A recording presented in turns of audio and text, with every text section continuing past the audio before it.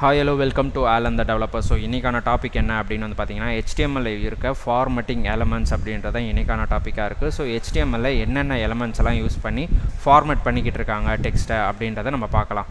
ஓகேவா?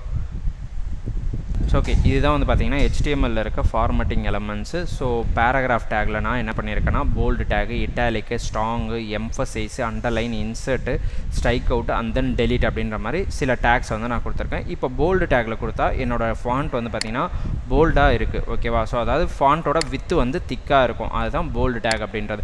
Italic take அப்படின்னா என்னோடய ஃபாண்ட் எல்லாமே ஸ்லாண்டிங்காக இருக்கும். ஓகேவா? ஸோ இதுதான் வந்து பார்த்திங்கன்னா போல்டு டேக் இட்டாலிக் டேக்கான வித்தியாசம். அதுக்கப்புறம் வந்து பார்த்திங்கன்னா இந்த ஸ்ட்ராங் டேக்கும் எம்ஃபசைஸ்ட் ஆகும். இப்போ இந்த ஸ்ட்ராங் டேக்கும் போல்டு டேக்கும் எந்த விதமான வித்தியாசமும் இருக்காது. அதாவது இந்த ஃபார்மேட்டிங் டேக்ஸ் அப்படின்றது என்ன பண்ணும் அப்படின்னு பார்த்தீங்கன்னா என்னோடய பேஜை ஃபார்மேட் பண்ணுது. அதாவது டெக்ஸ்ட்டை வந்து ஹைலைட் பண்ணுறதுக்காக யூஸ் பண்ணுறது தான் இந்த ஃபார்மேட்டிங் டேக்ஸ். அதாவது இந்த டெக்ஸ்ட்டை என்ன சேஞ்சஸ் பண்ணால் நம்ம ஹைலைட் பண்ணலாம். அதாவது வந்து பார்த்திங்கன்னா ஃபிசிக்கல் சேஞ்ச் அப்படின்னு ஒன்று சொல்லுவாங்க, லாஜிக்கல் சேஞ்ச் அப்படின்னு சொல்லுவாங்க. இப்போ இந்த போல்டும் இட்டாலிக்கும் நார்மல் ஃபிசிக்கல் சேஞ்ச், அதோட ஃபிசிக்கல் வியூவை மட்டும்தான் சேஞ்ச் பண்ணி பார்க்க முடியும். அதில் மற்ற விதமான எந்த விதமான ஹைலைட்டும் நம்ம பண்ண போகிறதில்ல. அதுதான் போல்டு டேக் இட்டாலிக் டேக். இந்த ஸ்ட்ராங்கும் எம்ஃபசைஸும் வந்து பார்த்திங்கன்னா ஃபிசிக்கல் சேஞ்சஸும் இருக்குது, லாஜிக்கல் சேஞ்சஸும் இருக்குது. அதாவது ஃபிசிக்கல் சேஞ்சஸ் நார்மல் பீப்புள்ஸ்க்கு ஃபிசிக்கலாக இதை போக்கே ஹைலைட் பண்ணியிருக்காங்க, போல்டு பண்ணி இட்டாலிக் பண்ணி அப்படின்றது தெரியும்.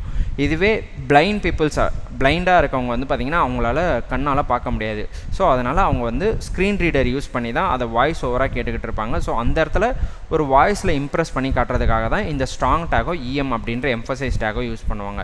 அதுக்கப்புறம் அண்டர்லைன் டேக், ஒரு டெக்ஸ்ட் கண்டென்ட்டை அண்டர்லைன் பண்ணி ஷோ பண்ணணும், ஹைலைட் பண்ணணும் அப்படின்றதுக்காக யூஸ் பண்ணுறது அண்டர்லைன். புதுசாக ஏதோ ஒரு கண்டென்ட்டை நீங்கள் அந்த பேராகிராஃபில் ஆட் பண்ணியிருக்கீங்க, நியூ கண்டென்ட் அப்படின்றத காட்டுறதுக்காக இன்சர்ட் அப்படின்ற டேக் யூஸ் பண்ணலாம். ஸ்ட்ரைக் அவுட் அப்படின்றது அந்த கண்டென்ட்டை ஜஸ்ட் ஸ்ட்ரைக் பண்ணி காட்டுறதுக்காக யூஸ் பண்ணுறது ஸ்ட்ரைக் அவுட்டு. ஒரு கண்டென்ட்டை டெலீட் பண்ணணும் அப்படின்றதுக்கும் டெலீட் அப்படின்ற டேக் தான், அதுவும் ஸ்ட்ரைக் அவுட் தான் பண்ணி காட்டும். ஸோ இதெல்லாம் தான் வந்து பார்த்திங்கன்னா HTML இருக்க பேசிக்கான ஃபார்மேட்டிங் எலமெண்ட்ஸ். ஸோ இந்த மாதிரி HTML இருக்க அடுத்தடுத்த தகவல்களை பற்றி தெரிஞ்சுக்கணும் அப்படின்னா மறக்காமல் ஆல் இந்த டெவலப்பரை ஃபாலோ பண்ணி சப்ஸ்கிரைப் பண்ணிக்கங்க.